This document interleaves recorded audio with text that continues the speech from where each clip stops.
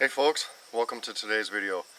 Well, today I want to discuss the clothes that I took when I went out on Vancouver Island.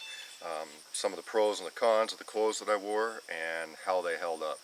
So let's just get right into it. I'm going to start with my footwear. My footwear, I got the highest percentage, thickest wool socks that I could find.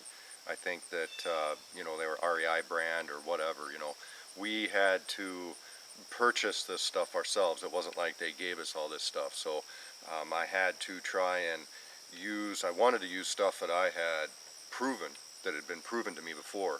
But also, it's a unique environment. That's not my area. It's not like my area. So I did have to purchase some things suitable for that area. So anyway, I probably had some of these socks laying around, but also, they're just socks. So I went ahead and bought some. Highest percentage wool, I think they were probably high 70s to 80% wool. After that was my muck boots. I use these boots here. These are Muck Arctic Pro. They're supposed to be good to, I don't know, below zero at some point. But they're a nice insulated, waterproof, neoprene type boot. I got mine on sale. I was pretty lucky. One thing I was worried about these boots is how the sole was going to hold up after climbing across all those rocks and barnacles and mussels and stuff like that, at least a few times a day climbing on that. There's definitely some wear on the sole, but I was literally afraid that it was going to cut into the sole. I mean, it's pretty sharp out there on those rocks, with just the different, like I said, barnacles and just sharp rocks and the slickness of the seaweed, so you're kind of abrading, you slip on the seaweed and then come to an abrupt stop on a jagged edge of the rock or something. Anyway, they worked out pretty good. It worked out really good, actually. The only bummer or the problem that I ran into with these is early on when we first launched, it wasn't that cold, and my feet have a tendency to sweat anyway. So then if my socks got moist or damp from the sweat, then my boots would get moist and damp. And trying to dry these boots out in that type of environment, or any environment really, especially when you're worried that, they're an expensive pair of boots, I don't want to ruin them anyway, but also out there, I didn't have a resupply. I couldn't say, oh, hey, I burned a hole in my boots, you want to grab me another pair? It didn't work like that. So I had to be extremely careful of them. What I did for my socks is every night I would take them off and then just put them in my sleeping bag with me. My sleeping bag, that Wiggy's bag, was a pretty good bag. It's it seemed to be a very wicking bag. In other words, if there was moisture on the inside of the bag, it would wick it to the outside, and I would see the droplets of moisture on the outside of the bag, and then I could take my bandana or my schmeg or whatever and wipe that dampness off.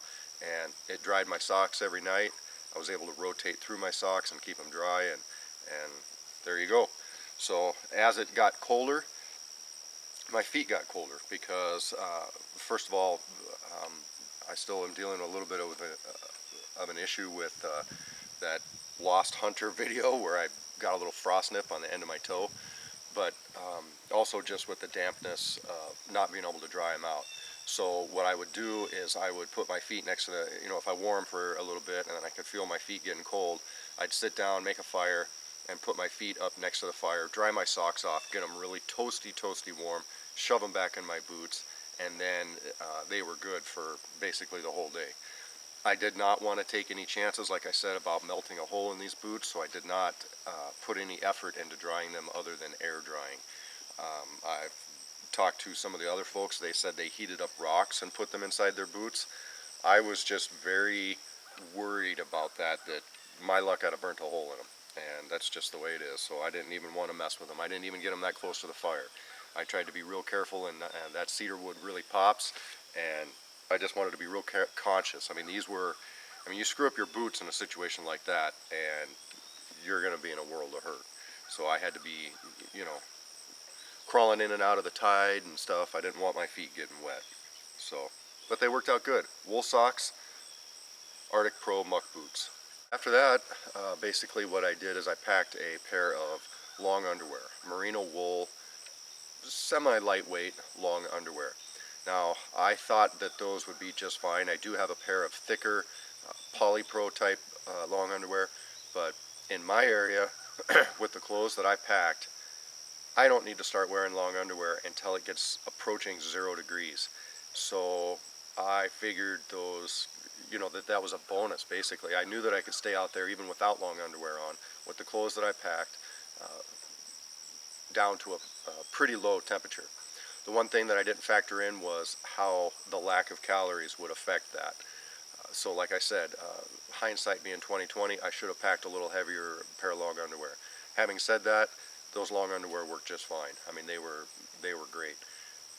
On top of the long underwear then, I had a long sleeve cotton t-shirt. Now a lot of folks are, cotton kills, all this other business, but if you are careful with your items, with your clothing, to not get them wet, cotton is just fine. And what it does is it basically gives you a barrier between your skin and the wool that I like to wear. Now over the years I've become pretty accustomed to wool, and especially good quality wool, not the just itchy stuff that you can't even get within like 5 feet of. This stuff that I brought and that I've purchased over the years is a pretty soft wool. It's a good quality. It's been processed correctly. So anyway, but they allowed us to bring a t-shirt. I brought a long sleeve t-shirt. It worked fine. Didn't have any problems with it at all. So on top of that, now starts the wool. Pants, I used a pair of wool pants. These are Korean War era military surplus pants. They are very similar to the old school army blankets that you get. It's a very tight knit, just very tightly woven type of wool. And they're somewhat similar to the BDUs that I really like, with the adjustment in the waist, and I guess that's where the similarities end, to be honest. But anyway, the modification that I did to these before I went out, and actually I've been wearing these for years now. I love them. But you can find these in thrift stores sometimes. There's places on the internet you can get them. The very first pair I bought off of eBay. My mom seems to have good luck in finding these at her thrift stores in her area, but they tend to be on a quite small size. Folks back then were just of a smaller stature, so you can find like 29 waists, things like that, a little easier than the bigger sizes. So what she did is she took one of the smaller pairs that nobody could use, or that we couldn't use, and cut them up and made cargo pockets. So she's a pretty good sewer. These cargo pockets are not included in the original pants, like I said, but she put some Velcro on there, put some pockets in there with some nice gussets. I got them on both sides. These cargo pockets for me are invaluable. I mean, especially for carrying tinder around and stuff. And that's exactly what I did. If I came across some tinder, or if it just happened to be a tinder day, I would gather a bunch of tinder, and so long as it wasn't sopping wet, if it was just slightly moist or whatever, I would pack my cargo pockets, try to fluff it out a little bit, but try to pack my cargo pockets with all that tinder. And then my body heat would dry those over the days or over the day. And what I would do is I kind of had a system. I seem to have a system for everything, but like my right cargo pocket would be for, that's what I would use first. So if I had my left side all packed full of good tinder and it was starting to dry out, I would rotate that to my right pocket and then fill my left pocket with the less dry tinder that was in the right hand side. And then I would make my fires from the tinder in my pockets. And then when they started getting low, or when I figured that I only had 3 or 4 fires left with the tinder that I had, I would go out and collect some more. So it was just a rotating process of drying out tinder and finding tinder. And so anyway, these pants I wear around my house. I can wear them without any long underwear, probably down to about 10 degrees. After that, they do get a little bit chilly, and it just depends on what you're doing. If you're spending the whole day out cutting wood, these are going to be just fine. If you want to, if you're going to be spending the night out in the woods or whatever, you definitely want something a little bit in addition to this if it gets down that cold. But anyway, I love these pants. These are my go-to pants. Once these BDUs start getting a little too chilly, I break these out. I love them. The second part of that uniform, I think anyway, is this. I just always call shirts like this a flannel. It's just a light. It's just like a flannel, but I mean it's made out of wool. And this is military surplus. Like I said, I think it goes with that other uniform. They're sold together. It's wool a little bit thicker than the pants. Same really tight knit wool as the pants, just like an army blanket, but only thicker. And this, I believe, they gave us a list of what we could bring as far as clothing items go. And I believe I used this as my light jacket. They said you could bring a light jacket. I considered this a light jacket. And this, I wear this sucker all the time.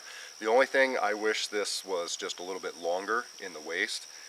It came down a little bit more, but that's basically my only complaint. I love this thing. I wear it all the time. I want to say I've had it probably for maybe 3-4 years, something like that.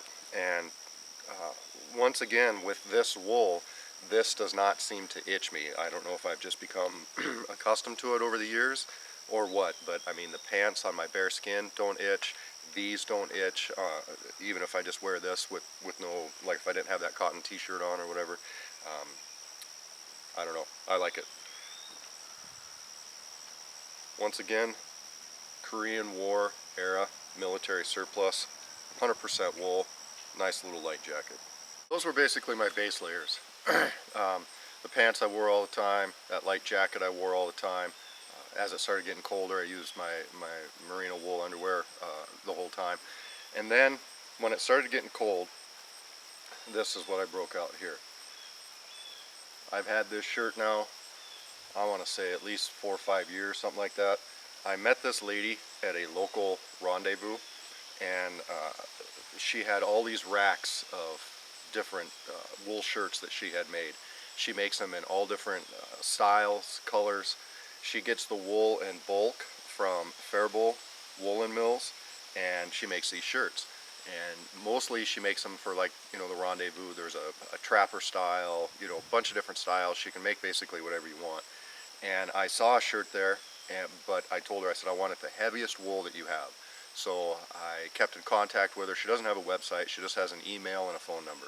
And she sent me some pictures.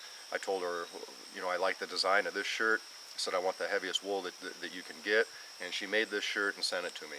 And I cannot be happier with this shirt, to be honest with you. I've worn this shirt, like I said, quite a bit, and almost non-stop when I was out there on the island. This thing is warm as heck, and it's a good length. You can see, like I said, I've worn it in other videos. It comes down almost past my rear, and that's a huge benefit when you have these shirts like this. Like I said, with that light jacket, the Korean War era military surplus light jacket thing, my only complaint really is that it doesn't go down long enough. You need that overlap between the layers of your clothes. If you've ever worn a full piece suit, like a Carhartt all full piece suit, or even like a mechanic's suit, they're so much warmer when they don't have that separation between your shirt and your pants. But, you know, not having that, but having this shirt to where it overlaps that line between your pants and your shirt makes a huge difference.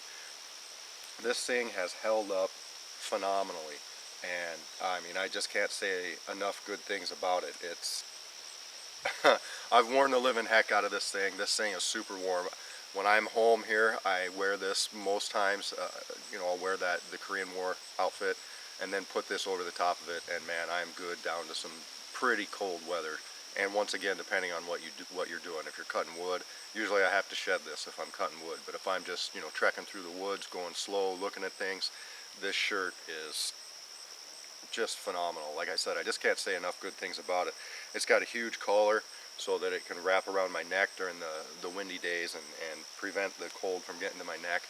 And so, anyway, this was my next layer.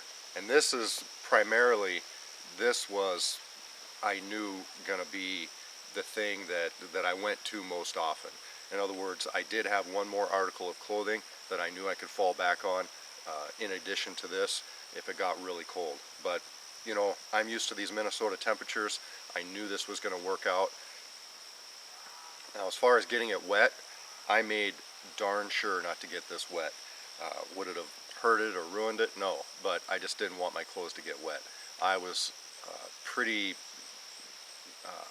I was crazy with how obsessive I was with keeping things dry, and if I got a little bit of moisture on it, I would, you know, if I was having a fire or something, I'd try to dry it out by the fire, or like I said, I could sleep with my clothes and it would dry them out. I used this thing for a pillow. It was always right there with me. So I love it. And I'll put a link to the gal's email and stuff in an annotation or something, and put it in the description.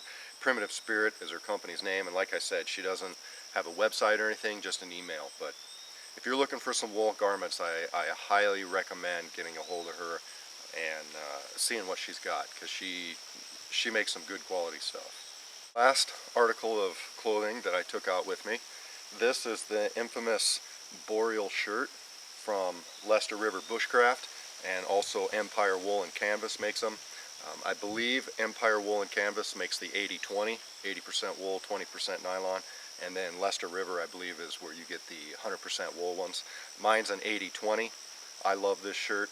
This, if I'm wearing my primitive shirt, that primitive shirt I just showed, and it's starting to get a little bit cold or something, I'll throw this on here. This thing has all the bells and whistles. It's got a, this system right here is really one of the things that makes this shirt shine. This has a baklava or whatever. You can cover your face with this neck gaiter type thing. You can really squish the hood down, so it's just basically you can just your face can be peeking out. It's got a real nice pocket on the inside here, and then there's some bells and whistles inside this pocket. There's like an extra nylon pocket in here, and then there's a couple of tie outs if you have something that you want to keep in your shirt that, you know, you definitely don't want to lose. There's a D-ring inside of here. You can see it right there that you can snap, you know, whatever, tether your stuff down. Anyway, this shirt once again comes down past my rear, and which is, you know, I already discussed it. It's a big plus. How did this shirt work out for me? Well, I'm sure it would have worked out just great for me if it got a little colder. But I never had to use this shirt. I always kept this shirt in reserve. I never wore it even once when I was out there. My theory is, and I've said it before in other videos, is you always want to have something in reserve. If I am warm when I'm out into the woods, like almost overheating but not quite, I'll make sure and shed a layer, even if it's a small layer like a scarf, or just, you know, take some of these bigger things off and take a lighter something off, and then put these heavier clothes back on. I always like to have a reserve. You get warm and comfortable warm, and all of a sudden it gets cold, then your body can't regulate back to, it just can't regulate. It's just the same thing as when folks around here, it's, you know, 10 below or something, and they get in their car and they leave their coats on and they drive for hours, but they leave their coats on. Well, when they step out of the car, they're going to be a lot colder because their body has regulated to the temperature of the inside of their car, which is 65, 70 degrees, with a coat on. So your body's regulated that temperature to having all those clothes on there.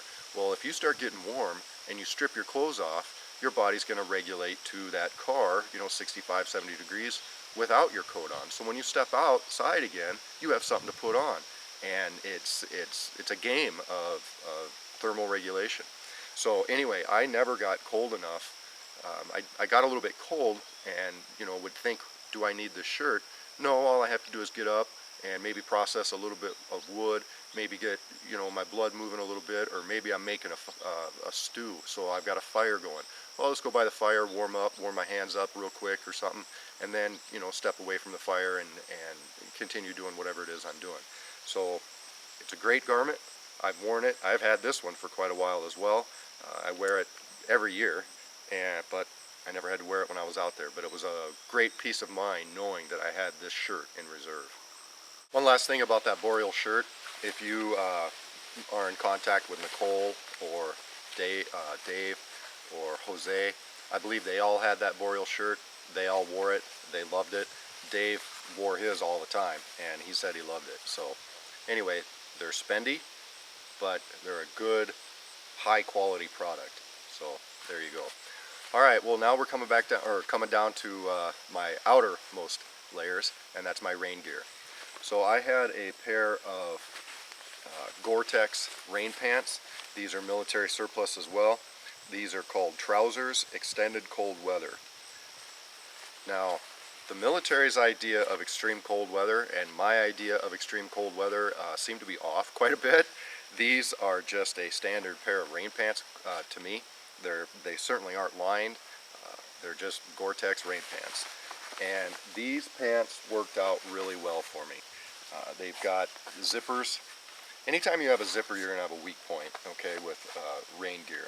So I definitely was concerned that, you know, moisture would get through here. When I was a lot of times standing in the surf, you know, my pants were submerged in the water. And once in a great while, you might have a rogue wave come or something. And there were a couple times where I know those waves were over my boots. But these pants saved me. Really can't complain about these. One thing about Gore-Tex is, what I've noticed over the years, is it's a more of a weather resistant type of material.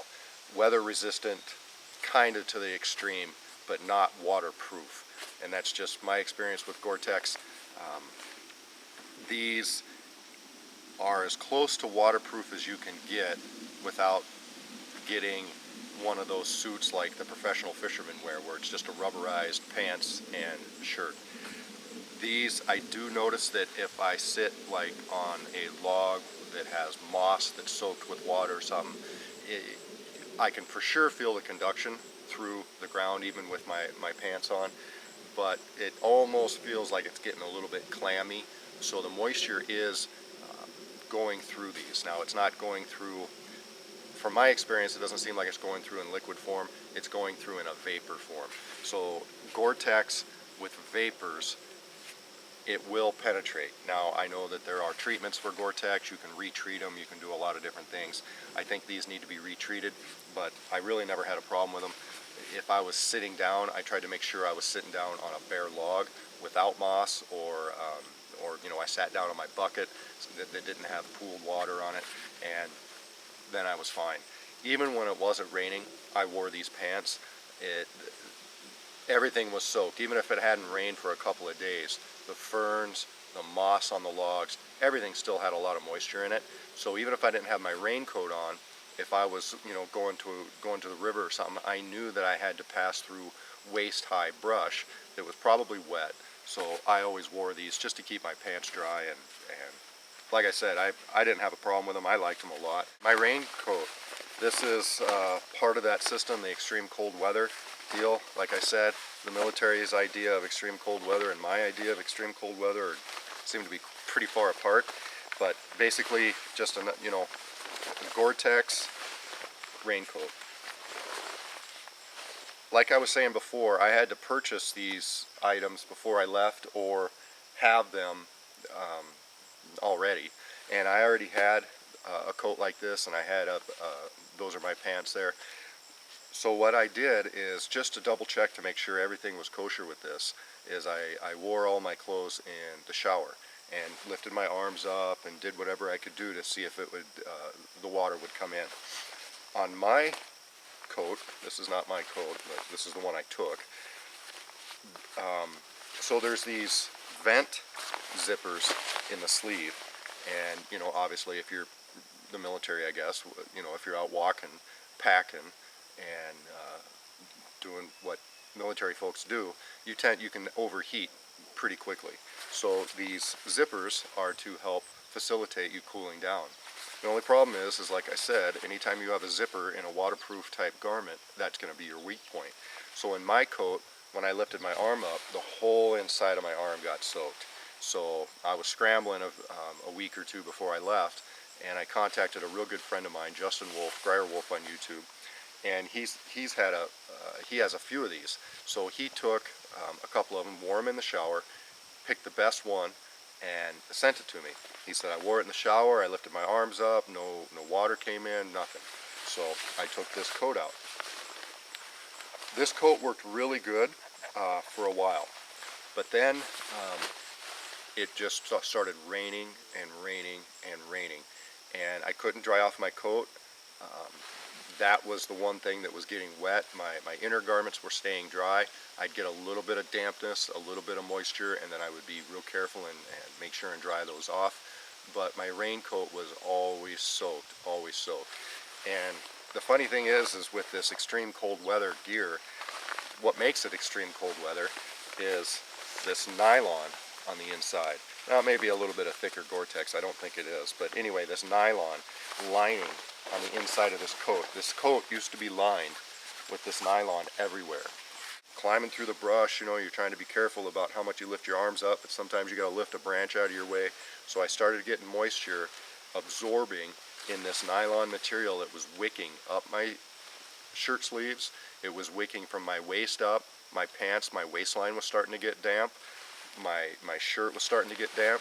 So what I did is I pushed my cotton long sleeve shirt all the way up, my light jacket, I rolled the sleeves up, my primitive shirt, I rolled the sleeves up. So my sleeves were bare, they were rolled up all the way from here down so that the moisture would just be against my skin and not be against my clothes. Well, I knew I couldn't just have this wet raincoat the whole time. So what I did is I took, and it was a gamble, but I took my knife and I cut out all the lining all out of here. Everything that could, for the most part, wick moisture, I cut it all out of there. And I saved this material just for, you know, just to have a little bit of material. It doesn't absorb real well, but still I could dry something off with it. So I cut everything off except for the pockets. It was a lot more conductive with the cold. In other words, if I was nice and warm, you know, everything's great, and then it started to rain, if I put my raincoat on, I could feel the conduction between my raincoat and the outside. Now, once again, I didn't know if the moisture, it seemed like, was passing the barrier there. It wasn't water necessarily, but it was moisture. I could feel it. It just felt a little clammy and cold, but I knew I needed to wear it for the mass, you know, the main rain that was coming down. But it did work out better. I think really in that environment, the best raincoat and the best rain system is those rubberized rain suits that the professional fishermen wear. But see, that's for me because I don't sweat a lot. You know, I mean, if it's 100 degrees out, I'm going to be sweating. But for the most part, I'm not a big guy, you know, so I don't sweat like some of the bigger folks do, or just, you know, if that's your body type. Some folks, you know, just really sweat a lot. I don't. So I did not have a problem with overheating or anything like that, and I don't think that I would have had that problem with the rubberized rain suit. So anyway, I think that would have been better for that type of situation. But this still worked. Hat that I took out is this hat here. It's 2 layers of wool. It's a reversible hat. And Gail, the same lady that made my primitive shirt, made this for me as well. And I love this hat. It's 2 layers of wool. The wool that she uses, like I said, for the most part, it's that Faribault Woolen Mills wool. And for me, the quality is so good that I don't get the itchiness like you do sometimes on, like I've purchased quite a few of the wool watch caps from the military, and if you wear them for too long, for me, I break out and I get really irritated on my forehead here. And especially like if you sleep in a wool hat or something, I mean, you wake up in the morning and it's just raw. I never had that problem with this hat. I never have had this problem with this hat, and that's why I took it. Besides the fact it's very warm. But anyway, it's, like I said, 2 layers of wool stitched together here in this pattern, and I wear this sucker all the time. I put it on, I can pull it way down. She makes it long enough to where, you know, when it gets cold out, and I mean you're really cold, you feel like just hiding down in your clothes as much as possible. And this I was able to get it just above my eyebrows, like you can see here, down around the back. It's covering my neck. With that wool shirt, I could flip up the collar. Now my neck's protected, and then of course with my raincoat I had my hood on it. And when I ripped out that nylon from my hood, it allowed me to wear the hood with my hat inside of it, and it was that made the hood big enough, in other words, to wear my hat still inside that hood, which is key. If you have a hood, you definitely want to be able to put a hat inside of it, or, you know, be able to wear it with a hat if it's pretty cold weather. But anyway, love this hat. Once again, I've had it for years and it's never let me down. Gloves, I just bought a pair of waterproof insulated gloves. I didn't worry about too much about it. My hands are pretty tolerant to the cold, and especially once you're out there and you start getting used to it, if you have a problem, you can you know, light a fire and warm up your hands really quick. Just waterproof, cheap insulated gloves. Well, that was my clothes from the island. I thought I'd just take a second here and show off some of Gail's work that she does. As soon as I came back from the island and I realized how well my shirt had performed, and I mean I knew it was going to perform well because I've used the living heck out of it here at home, but just how well it held up and how well it performed, man, when I came back, I was like, I contacted her, I'm like, I need at least 2 more shirts. I said, I want another really heavy one, and then I want a lighter one, because, you know, sometimes it's not that cold, you need a little lighter shirt. So she recommended, she had made a shirt like this for her husband out of this material. And this one is really close to like my primitive shirt that I took, except for this has a nice pocket in the middle. That pocket in the middle is, I love that. But she said, you know, I made this for my husband, he really likes it. It seems to be lighter weight than the other material, but it's still really warm. And this is a merino wool. It's a little bit, like I said, lighter than my original shirt, but still pretty thick, and just a wonderful piece of gear. Merino wool, it's really soft. It's, once again, the huge collar on it, nice pocket in the middle. She can do different variations on all these different shirts. She can put a hood on it for you. She can put a button right here. If you leave the neck open like this so you can fit it over your head, but then if you want a button here to be able to close this neck part off, she can add that. She can do a lot of different things. You just need to email her and she can send you pictures. So as far as like the cost of these garments, it's much better to contact her. It's just like Malcolm's gear, the Hidden Woodsman.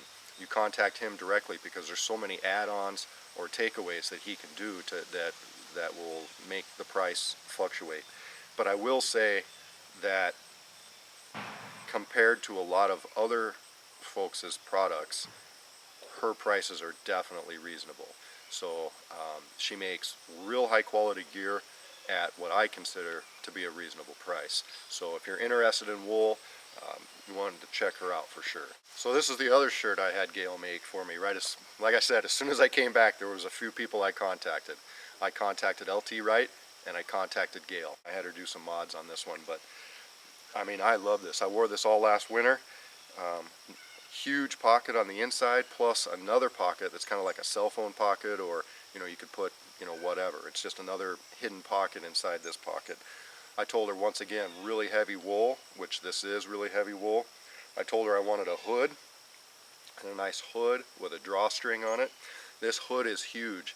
This is like what I was talking about with my raincoat, how I was able to cut the material out of there, and then I was able to, it was a lot, my hood was bigger, so I was able to wear my hat under my hood. This hood is big enough to where I can put a hat underneath it. So when you're talking really cold weather, if you can have a hat and then a hood to create that barrier, especially on the back of your neck, but also on the top of your head as well, but that's a huge deal. And then I can suck these drawstrings down to where it creates a nice tight barrier across my forehead. Anyway, absolutely love it. I mean, the quality on this is really good. She does like a nice little stitch on the sleeve here to keep it from fraying. Love this thing. Another hat from Gail. Like I said, I contacted her and I'm like, I want 2 more shirts and I want another hat. And actually she sent me some mittens as well, because I didn't realize she had made mittens before, and she's like, well, I can do mittens too. Like, heck yeah, send me a pair of mittens. Nice heavy thick pair of mittens, but I just really wanted to show this hat off. Exactly the same hat as what I took out there, just different colors, and it matches. Once again, reversible. Nice color green, black accent. I love it. And now I match when I go out into the woods. That's an important feature about being a bushcrafter. You have to match when you're out in the woods. I just mentioned a couple other things here real quick. I contacted Gail and I told her, I said, I'm going to make a video, another video regarding your clothes, and that, especially that primitive shirt, about how well it worked for me. I have a review up on my channel. I can't remember when it's from, last year or the year before, talking about that hat and that shirt and about how much I liked it. And as the years progress and I wear it more and more, I I appreciate it even more. I mean, it's just I mean, I just can't say enough good things about it. And it's not like it's, you know, $300 or anything like that. It's a pretty reasonable price for what you get, for sure. Anyway, she said, well, you know, I have a lot of different colors and I came across some new patterns. So I said, yeah, send me a sample and I'll see what they're like. This is like a camel type of wool. It's a little bit thinner than the shirts that I have, but the stuff that I have is for Minnesota cold. I mean, if you're in Texas or you're even early fall or late fall, early winter, you know, these thinner shirts are pretty nice, and especially how you can layer them up. This one's a little bit thicker. I really like this pattern. I think I'd like to get me a hunting shirt made out of this for sure. Feels soft to me. I mean, up against my skin. A lot of times you grab this wool and as soon as it comes into contact with your skin, you're itching. And I don't have any problems with that at all. You can put it on the tender part of your arm. You know, the neck and stuff is where it itches pretty good, but especially on the tender part of your arm, I don't feel any itchiness whatsoever. So anyway, a couple of new patterns that can make shirts off of. She has a lot of different colors, a lot of different features. I'd contact her if you're in the market for wool. Any type of wool stuff, I would contact Gail. There you go. Hope you guys liked the video. Take care.